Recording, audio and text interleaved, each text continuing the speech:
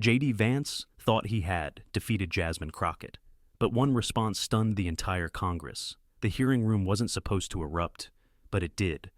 The moment Senator JD Vance leaned into his microphone and said the words, you could feel it in the air, the tension, the breath being held, the shift in posture from the front row to the press pit. It wasn't just a question. It was an accusation wearing a suit. You've advocated for more federal housing funding, Vance said smoothly, eyes fixed across the room. But how do you justify pouring money into cities plagued by crime, dysfunction, and chronic failure, especially when they're under your leadership? The room didn't gasp not audibly, but something dropped. A silence with weight. A few aides exchanged glances. A junior staffer in the back tapped record on their phone. Because they knew. Everyone did. This wasn't just politics. This was blood sport in real time. At the far end of the table, Representative Jasmine Crockett didn't move. Not yet.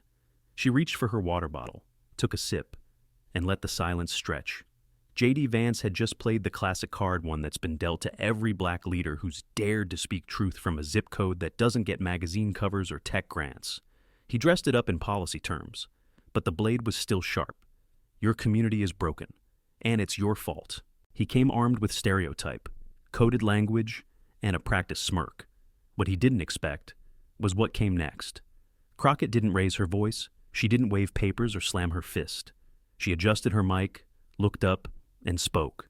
Senator, she began, voice calm, steady, the kind of tone that tightens every muscle in a room before a sentence even finishes.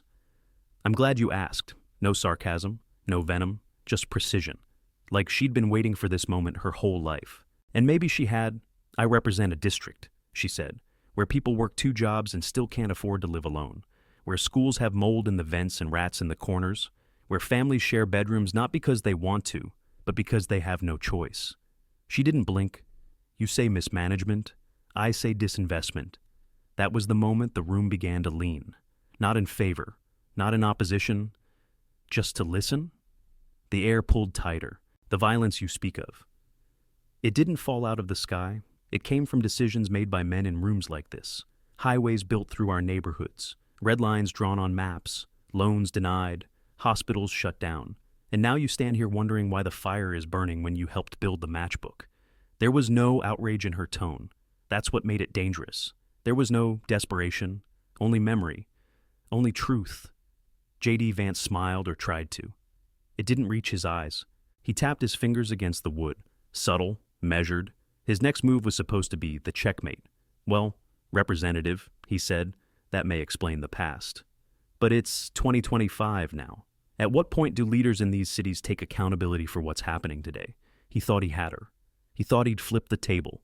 Instead, she opened her binder. She pulled out a single sheet of paper, no theatrics, no drama, and held it in the air, just long enough for the cameras to catch the highlights. This, she said, is a federal report from 2023. It shows that the states with the highest poverty rates in America are overwhelmingly rural. It shows that clean water, housing, healthcare, they're all failing in Appalachia, in the Mississippi Delta, in places like Ross County, Ohio. She looked up. That's your state. Right, JD Vance didn't answer. He didn't have to. You want to talk leadership, she continued. Let's talk about the fact that your constituents, your people, are living in trailers with black mold and no running water. And when Congress put forward a bill to fix that, to help them, you voted no. Silence. Again. But now it was different. Now it wasn't just heavy, it was charged. And then the blow most politicians never see coming. She made it personal. I'm not here to win sound bites. Senator, Crockett said, I'm here for people like Miss Leona. She lives in South Dallas. She's 62.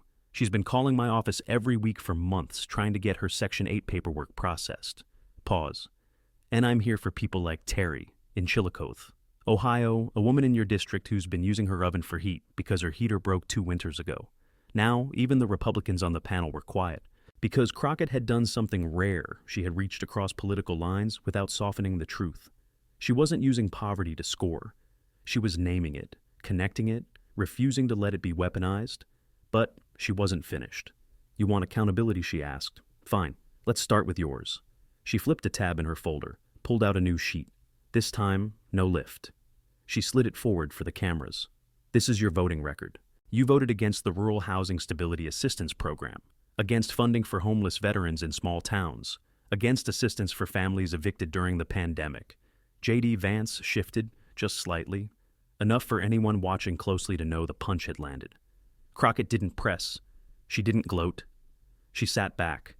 People like Terry, she said quietly, and people like Miss Leona. They're not enemies. They're not opposites. But every time someone uses hearings like this to pit city against country, that's what gets created division. Manufactured, strategic, useful, for people who want power without responsibility. She let that sit. No spin, no punchline, just the truth. On Twitter, the clip had already begun to go viral. But inside the room, that sacred political theater, it was no longer about who would trend. It was about who had dared to tell the truth while the cameras were still rolling. And Jasmine Crockett hadn't just responded. She'd dismantled a narrative, with calm, with receipts, with names. And for a moment, just a beat, the room didn't know what to do with that. Not the staffers shifting in their seats, not the aides flipping through notes for a rebuttal that didn't exist, not even JD Vance himself. Because Crockett hadn't thrown a punch, she'd opened a door, one labeled, "You want the truth. Step in. It's going to hurt." JD Vance had made his move the polished, data-skimming, dog whistle-laced attack that played well on conservative talk shows. But Crockett had done something else entirely. She didn't come for applause. She came with truth and memory so sharp it left paper cuts on everyone in the room. And still, she was just getting started. Her fingers rested on the folder, still color-coded, still brimming with what most politicians call supporting material. But for her, these weren't just documents. They were stories, proof, testimony from a country within a country, one with broken sidewalks and full-time workers still living in borrowed basements. One that never gets broadcast unless there's a riot or a body. She looked up again. "Let me make something very clear," she said. "I'm not pretending urban areas don't have problems. We do. We have crime. We have eviction crises. We have schools that are underfunded and clinics that are closed before they ever really opened." She leaned forward, voice even quieter now, like she was daring the room to interrupt. But poverty is not a moral failure. It's not a result of laziness. It's a result of policy, silence, again, sacred, deliberate silence. She opened a section labeled eviction rates and tapped a single highlighted number with her finger. "In my district," she continued, "the median rent is $1,450. The average minimum wage earner, working full-time, brings in around $2,200 a month. Do the math." She let it hang. "You think people just don't want to pay their rent. You think we're talking about irresponsibility. What we're talking about is survival math. We're talking about mothers rationing asthma medication so they can keep the lights on." A murmur began at the back of the room. Not outrage, acknowledgement. The kind that comes when people realize they've been shown something they can't unsee. "And let's not forget," she added, flipping to another page, "that when families fall behind, they don't just get eviction notices. They get cut off from utilities. They get waitlisted for assistance. And when the federal funding runs out, as it always does, they get told, 'Maybe next year.'" Crockett paused, not because she lost her place, but because she wanted to. "I've seen this," she said softly. "I've lived this." She wasn't reading anymore. She was remembering. "My mother cleaned houses during the day and stocked shelves at night. Not because she didn't have ambition, because she didn't have options. She didn't want charity. She wanted a doctor who didn't make her wait 6 weeks for an appointment. She wanted a landlord who wouldn't ignore the leaking ceiling." Her voice didn't crack, but the silence around her did. "I went to a public high school that lost its accreditation. Twice. And you know what we were told, that the funding would be revisited in 2 years." She looked straight across the room. 2 years. That's someone's freshman and sophomore year gone. JD Vance wasn't looking directly at her anymore. He was glancing down, fingers tightening around his pen, writing nothing, saying less. "This hearing isn't about blame," Crockett said. "It's about willpower. About whether we actually want to fix this or whether we're more interested in turning poor families into political props." That was the quiet dagger, the one no one ever sees coming, because it's not thrown in anger. It's lowered gently, like truth being placed on the table. The chairwoman didn't interrupt, neither did the Republicans on the panel. Everyone knew what was happening, and still, she wasn't done. She flipped again, this time to a section labeled Historical Context. "You want to talk about responsibility? Let's do it. But let's do it honestly." Her voice didn't rise. It deepened, a slow drum of memory pounding through the quiet. You ever heard of urban renewal, she asked? Federal policy from the 1950s and 60s. It bulldozed entire communities, ran highways through black neighborhoods, displaced families with no plan, no follow-up, no compensation. She scanned the room, and then, decades later, people point at those same neighborhoods and ask, why are they struggling?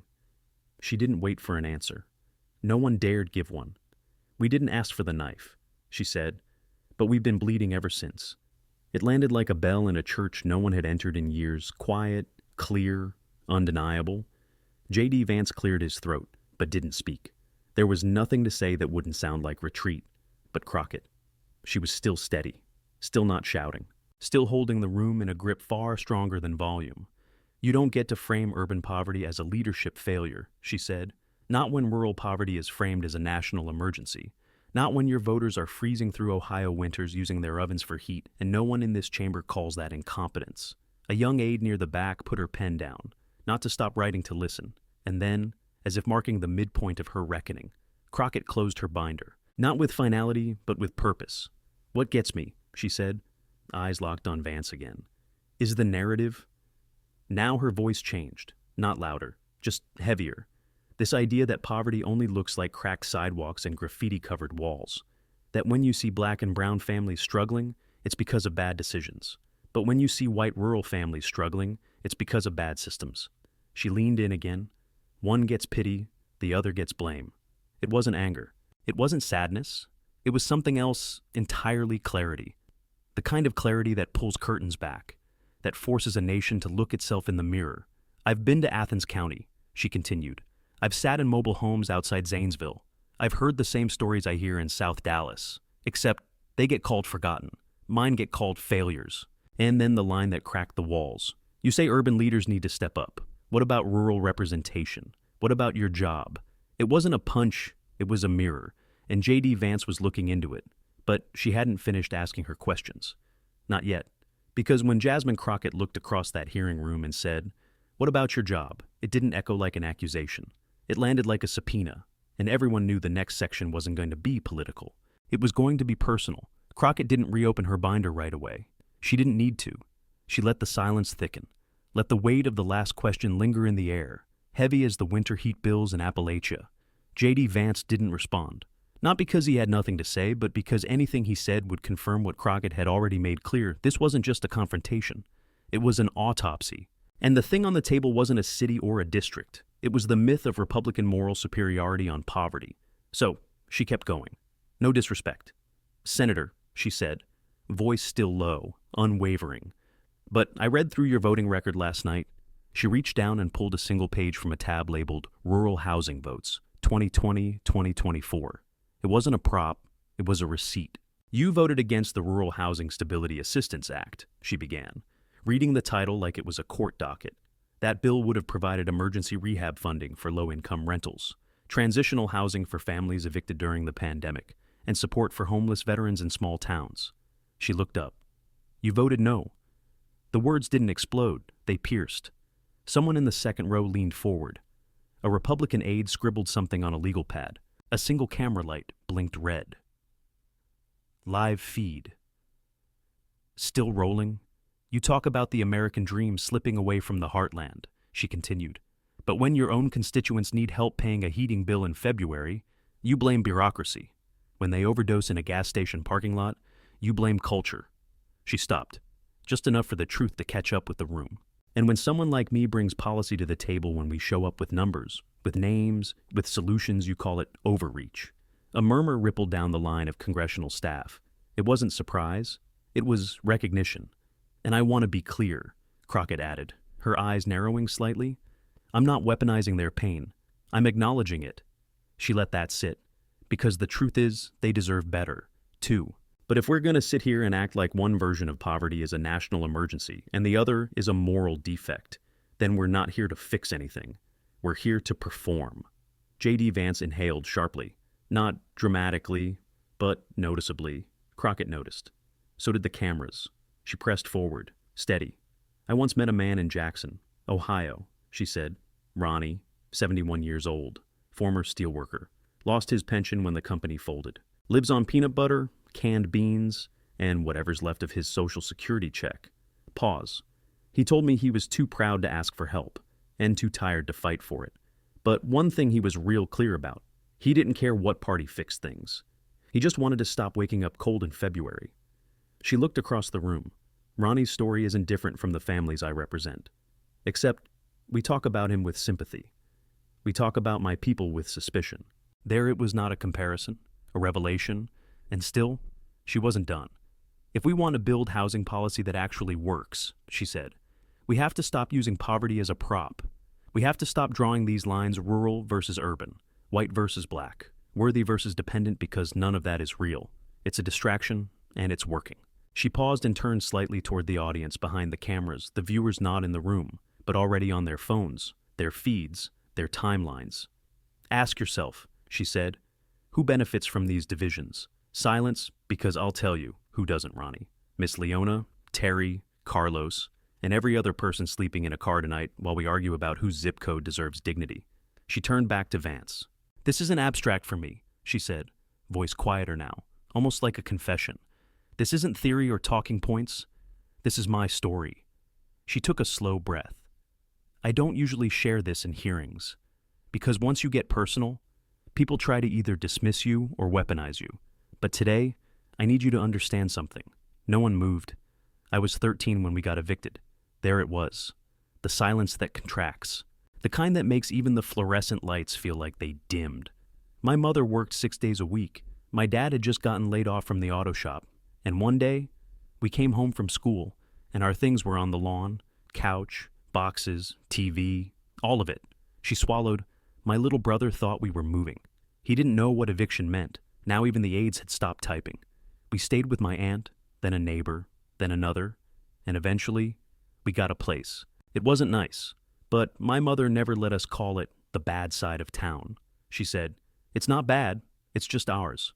For now, JD Vance didn't look away. And years later, Crockett continued, I became a public defender. One of my first clients was a woman arrested for trespassing. But she wasn't trespassing. She was sleeping in an abandoned house with her 2 kids. She paused. She cleaned offices at night, took them to school in the morning. But technically, no address meant she was a criminal. Now her voice caught, just slightly. I remember sitting across from her thinking, if one thing had gone differently for me, one missed paycheck, one broken down car, one denied application, I could have been her. A few heads bowed in the audience. One staffer blinked back tears. This is why I fight the way I do, she said. Why I come with data and names. Because people don't live in charts. They live in neighborhoods, in motel rooms, in borrowed cars and shelters and double-locked apartments. JD Vance hadn't moved. And look, she said, I don't hate rural communities. I've driven through your counties. I've stopped at gas stations where half the shelves were empty. I've seen kids walking a mile down the road to catch a school bus. Her voice didn't rise, but it resonated deeper. You think I don't recognize that pain? She shook her head. That's where we mess up. When we let these fake divisions convince us that my district's pain looks different from yours. She leaned in, quiet but unflinching. Poverty doesn't care what state you're in. It doesn't care who you voted for. It doesn't care what race you are. It hits the same, hard. And finally, the line that closed the circle. My mom used to tell me, after that eviction, don't ever let them shame you for what you had to survive. Crockett's voice was firm now, solid. So every time someone calls public housing a failure, I remember my brother sleeping on a stranger's couch. Every time someone says people just need to work harder, I remember my mom's feet blistered from scrubbing floors at 3A. She straightened in her seat, eyes level. This isn't performance. This is memory. And if we're going to have real hearings, if we're going to legislate for the real America, then that memory deserves a mic too. The room didn't applaud. It didn't have to. The silence was enough. Because this time, silence wasn't avoidance. It was respect.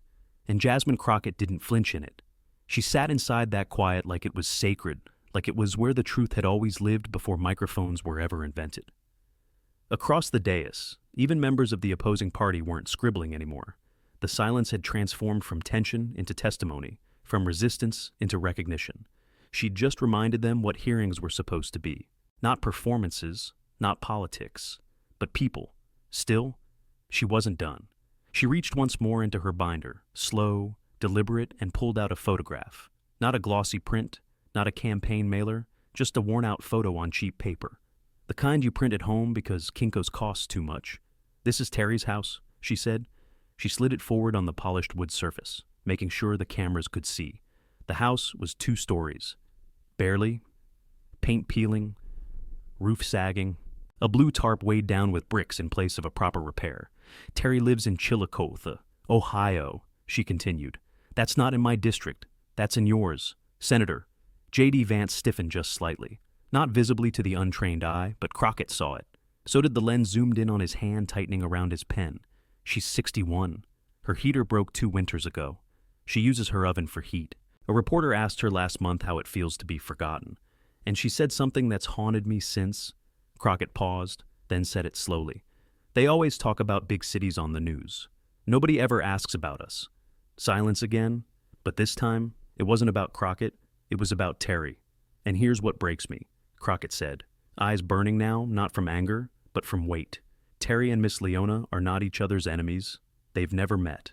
But every time we turn hearings like this into a political football city versus country, black versus white, urban decay versus rural neglect, we make them believe they are." She leaned back. "I'm not here to perform," she said plainly. "I'm here to work." A few chairs shifted. Someone coughed softly. But the spell wasn't broken, because the next moment changed everything. She leaned back in, but not to escalate. To reveal, "I'm not going to pretend cities don't have problems," she said.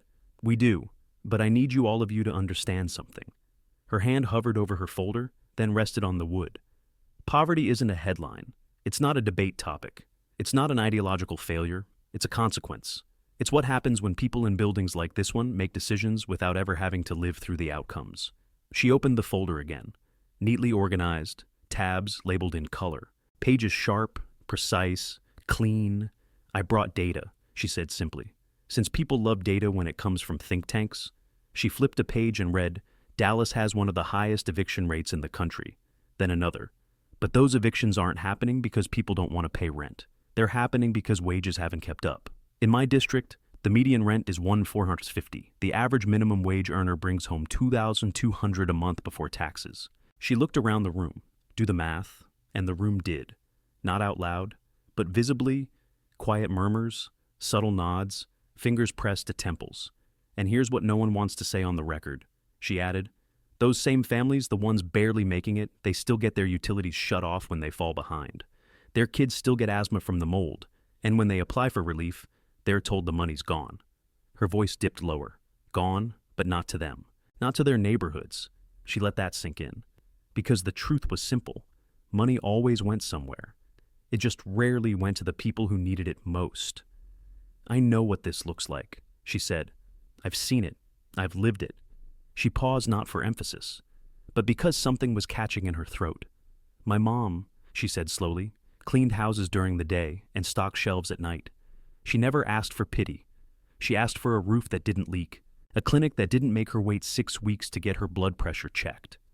Crockett's gaze moved across the room like a scanner. She wasn't a failure. She was a system survivor. And that was the line, the one that drew the contrast so clean, so devastatingly honest, that not even the most seasoned cynic could look away. A staffer in the second row put their phone down, not because they weren't watching, but because they were. Crockett was still speaking. "I went to a high school that lost accreditation twice. And what did our government say that they'd revisit funding in 2 years?" She raised an eyebrow. 2 years. That's someone's freshman and sophomore year. Gone. Try explaining that to a parent whose kid is already drowning. No one did. No one could. "Let's stop pretending," she continued, "that urban districts caused their own collapse. That poverty is a self-inflicted wound." She leaned forward, soft but immovable. "Have you ever heard of the urban renewal programs of the 50s and 60s, she asked. Federal policy bulldozed entire communities, ran highways through black neighborhoods, relocated families with no plan, no support, and called it progress. She shook her head once. What followed was generational housing instability. And then the quietest line yet. "We didn't ask for the knife, but we've been bleeding ever since." Someone in the back sniffled. She wasn't trying to crush her opponents. She was forcing them to witness. Crockett folded her hands. "This isn't about blame," she said. "It's about will. Do we want to actually fix the problems, or just win the narrative war on C-SPAN?" Her eyes flicked toward the cameras like she was speaking to the people watching at home, mouths tight, heads nodding quietly. Because my constituents aren't checking to see who landed the best soundbite. They're checking to see if their housing voucher was approved. They're checking to see if the lights stay on this month. A long pause. Let me be very clear, she said. I don't care who gets the credit. I care who gets to sleep in a warm bed. Now, it was more than a hearing. It was a reckoning. She didn't raise her voice. She didn't slam her fist. She just said the truth, out loud, in a room that had spent years avoiding it. And in that moment, even without applause, without gasps, everyone in that room, in that live stream, on that thread, on that couch across America, knew this wasn't a speech. It was a mirror, and they were all looking into it. And for once, they didn't look away. Because Crockett hadn't given them a choice. Not with shouting, not with theatrics. She'd done it with mirrors, with facts, with memory. She had spoken truth with the quiet gravity of someone who had nothing left to prove and everything left to protect. So the room sat in that stillness, not because it was stunned, but because it was recalibrating. The old rules had been paused. Even Senator Vance, whose silence now felt less like strategy and more like retreat, didn't dare interrupt. His fingers had stopped moving. The practiced confidence in his posture, that polished lean of someone used to controlling a narrative, had softened just a bit, enough for the cameras to catch. But Crockett wasn't waiting for his discomfort. She was already reaching into the next moment. This is why people stop believing in us, she said, her voice barely above a whisper. Because we show up with microphones and preloaded narratives, and we treat their survival like it's a partisan anecdote. She reached into her folder again this time, not for statistics, but for a story. A few months ago, she said, a young man named Carlos came into my office. He's a junior in high school, smart kid, wants to be a paramedic. She paused. He was living in his aunt's van, finishing his exams with a flashlight because they couldn't keep the engine running long enough to give him heat. Her gaze lifted again to the dais, to the camera, to anyone pretending this wasn't real. He still went to school every day. He still passed his tests. But do you know what his principal told him when he asked about college? She let it linger. They told him to focus on surviving. No one moved, no FAFSA, no mentorship, just survival. Crockett slid a photo across the table. It wasn't dramatic, no tears, no tragedy, just a snapshot of a van, backseat cluttered with blankets and textbooks. That, she said, is what we've normalized. And then she looked directly at JD Vance again. You want to talk about responsibility? Let's talk about what it means to carry the weight of stories like Carlos is not just from South Dallas, but from all over this country. Because while you're asking why cities aren't fixing themselves, the kids in your counties are dealing with the same broken promises. She didn't flinch, and she didn't need permission to keep going. There's a little girl named Michaela in my district who still thinks her asthma comes from her being weak, not from the mold crawling up her bedroom walls. A slow exhale came from somewhere near the press box. And here's the truth nobody wants to say out loud, she continued. The system isn't broken. It was designed. It was built to function just like this, to serve some and to leave others wondering if their survival is too expensive for democracy to care. No outrage, just autopsy. By now, social media had already exploded. One clip, the part about Terry's house in the oven, had been posted by a junior staffer and captioned. She brought a picture. He brought a smirk. It hit 1 million views in 30 minutes. TikTok had started stitching the line. Poverty doesn't care what state you're in. But inside the hearing, none of that mattered yet, because Crockett wasn't done delivering. She pulled out one last sheet. This one yellowed slightly at the edge, not fresh from a printer. I want to read something, she said quietly. It's a quote from a woman I met at a shelter in Oak Cliff last year. Her name was Angela. The room stayed still. She said, "They always tell us we failed, that we didn't try hard enough, but nobody ever tells us when the government failed us, when it forgot we were human." Pause. She didn't say it bitterly. She said it like a fact, like gravity. Crockett folded the paper again, gently, and set it on the table like it belonged there. That's what these hearings should be about. Not who wins the soundbite, but who carries the stories when the cameras are gone. She turned slightly to face the rest of the committee. "Senators," she said, "you may not agree with my tone, my district, or even my politics, but I need you to understand your silence on poverty is not neutral. It's policy, and it has consequences." Another pause. Because for every time we call public housing a failure, there's a child listening in the next room. For every time we say those people, there's a mother trying to find a second job on a bus route that doesn't run past 8 p. Miss Ma'am. And then, almost too soft to hear, she delivered the next blow. Every time we debate their worthiness, we forget they're watching us. And they remember more than our votes. They remember our silence. Vance finally adjusted his mic, but he still said nothing. Because there was nothing he could say that didn't sound like retreat. And Crockett, she let that silence sit, not to wound, but to mark the shift. Because something had changed. This wasn't just a back and forth anymore. This was the moment the room began to turn, not toward her, not away from Vance, but toward the truth. And truth, when spoken this clearly, this calmly, doesn't echo. It haunts. And long after Jasmine Crockett folded her binder, after her mic went silent, after the hearing was gavelled to a close with no final retort from JD Vance, that truth still lingered in the room, like smoke, not from fire, from something slower, heavier, the kind of burn that doesn't flicker in headlines but settles in the backs of minds. Because she didn't win the moment by out-shouting anyone. She won it by making silence too uncomfortable to ignore. By that evening, the clip had already spread like dry brush catching fire. Not a dramatic montage, no sweeping music or post-production effects.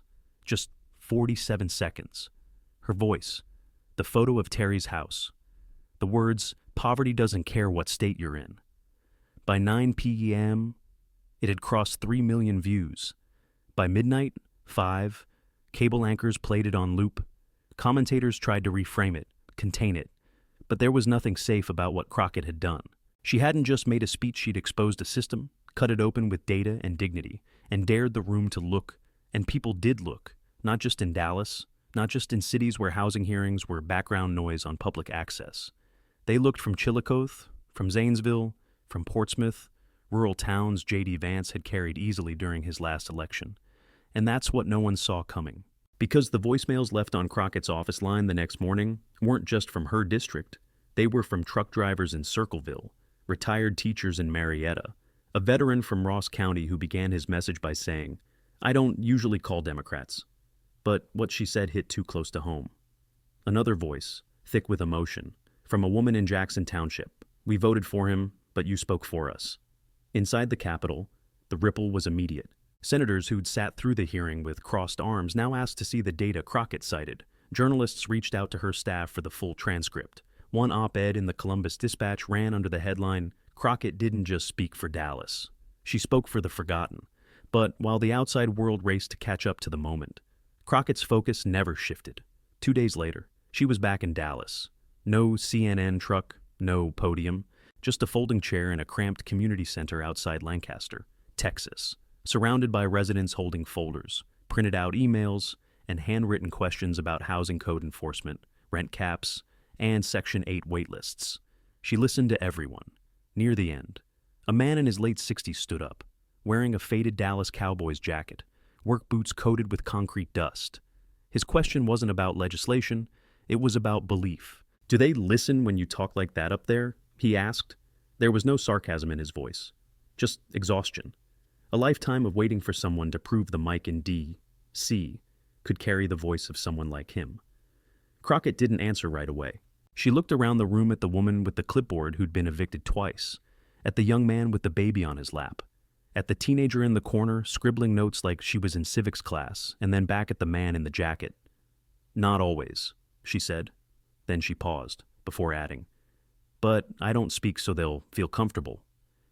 I speak so y'all don't feel invisible." He nodded, softly, like someone who hadn't heard something honest in a while. And that was the difference. Crockett hadn't gone viral to go viral. Her voice didn't rise to make headlines. It rose because the stories she carried didn't have anywhere else to live but inside her. And that hearing, that clash with JD Vance, it wasn't the climax.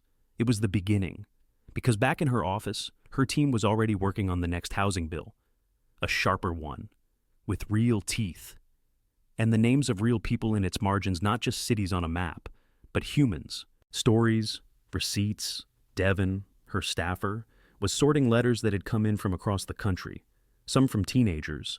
One from a retired pastor who'd never voted Democrat, but said he might now. Still, Crockett didn't call it a win. "This isn't a victory," she told them. "It's a reminder." Devin looked up, a reminder of what she didn't hesitate, that we shouldn't need a viral video for people to believe our stories. Miss Leona mattered before the clip. Terry mattered before the headlines. Ronnie mattered before the replays. Outside that room, Political commentators were still dissecting every second of the confrontation. Strategists were whispering about Crockett's future statewide potential, national ticket, all the usual machinery. Some said she was too raw for the Senate, too direct, too unwilling to soften her voice to suit the room. But Crockett wasn't thinking about any of that. She was thinking about Carlos, about the flashlight in the van, about the girl who thought her asthma was a flaw. She was thinking about how many more hearings it would take before someone brought those kids more than a soundbite. Because in the end, that's what she had always understood better than most. Politics isn't just about policy. It's about memory. It's about whose version of reality gets printed in the record, whose pain is validated, whose resilience is ignored, whose name gets spoken in the hearing, and whose never even makes the page. And as Crockett walked out of that community center, coat draped over her shoulder, the wind sharp but not unbearable, her phone buzzed with another message. This one from someone in southern Ohio. No subject line, just one sentence. "We see you." She smiled, faintly, not for herself, but because she knew that for once. Someone else, someone who had lived on the margins, felt seen, too. That was the power of what had happened, not the viral clip, not the silence in the hearing, not even the media firestorm. The power was that a congresswoman from South Dallas had walked into a room designed to ignore her and refused to let anyone forget the people they so often pretend aren't there. And that, more than any headline, was the win. Because the next time JD Vance, or any politician, tried to use poverty as a weapon, they'd have to remember Jasmine Crockett's voice. And that once, in a room built to bury the truth, she made it impossible to ignore.